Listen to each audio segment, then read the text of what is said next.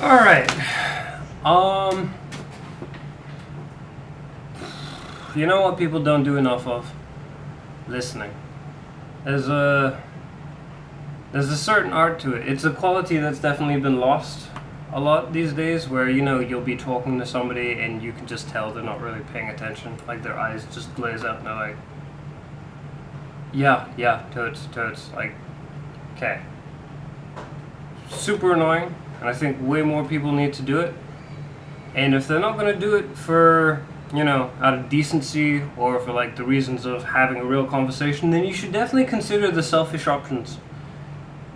Like, the selfish option being, for example, you can find out a lot about somebody just by keeping quiet just for a little bit. You don't have to actively be listening, which seems a bit hypocritical for what I've just said, but trucks. But with when you listen to somebody, you'll find out more about them than you ever intended to know. I personally used to have a problem when I would go to a party, but I didn't really want to talk to anybody. But I didn't want to be the antisocial guy who's just propped up in the corner, minding my own business. It's not a good look, and that's something you can't do all the time anyway, so you might as well learn these social skills. And what I found was that keeping quiet, listening, and here's the real secret, repeating back the last maybe 5 words, like the last sentence, the last thing they've said, right?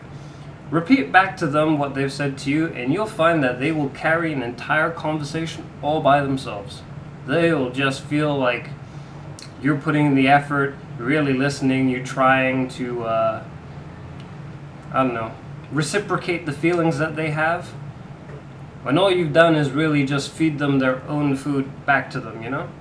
For example, if you come up to somebody, it's like, or if somebody comes up to you, for example, it's like, oh, what do you think of the weather? Oh, yeah, the weather. That might be a bad example. If somebody were to say, what do you think of iPhones? You can flip it back and be like, oh, well, what do you think of iPhones? And I'm sure if they've asked the question, I bet they will be more than happy to give you their opinion.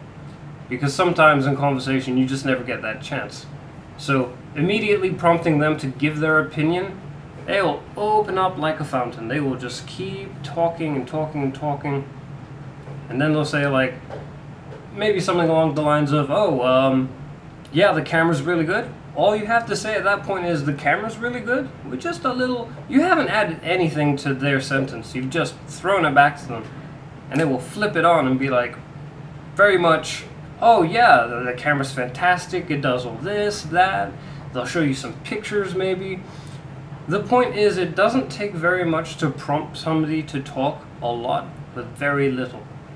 And in that ability to listen to them, you'll find out more than they will ever find out about you, which could be useful because sometimes you don't want to be giving away your whole life secret. Sometimes in this life we meet unfavorable people, and there's no questions about that. There's also no escaping that. It doesn't matter how old you are.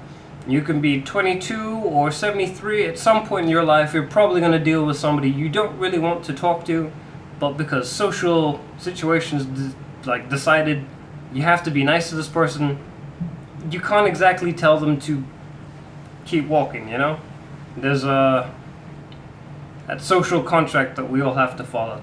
But if you keep quiet, mirror their last couple words back at them and just nod, listen, I think you'll find yourself not going through, but definitely suffering a lot less through these conversations that you don't want to have. That being said, maybe don't have conversations you don't want to have anyway. Sometimes the social contract is kind of in the way of progress, so maybe you just walk away. Don't recommend it because word spreads and people be talking about how, the guy who's kind of standoffish and a bit annoying. It's not like they're going to listen to your side of the story. So take the time, listen to people, really find out what they're thinking. And the more you can mirror back their words to them, the more you'll find that you don't have to do very much heavy lifting in a conversation if you don't want to. And you learn a lot about, well, the people around you, I suppose. And that's never necessarily a bad thing. Food for thought, you know? Something to dwell on. I would keep it in mind. It's a trick I stand by a lot.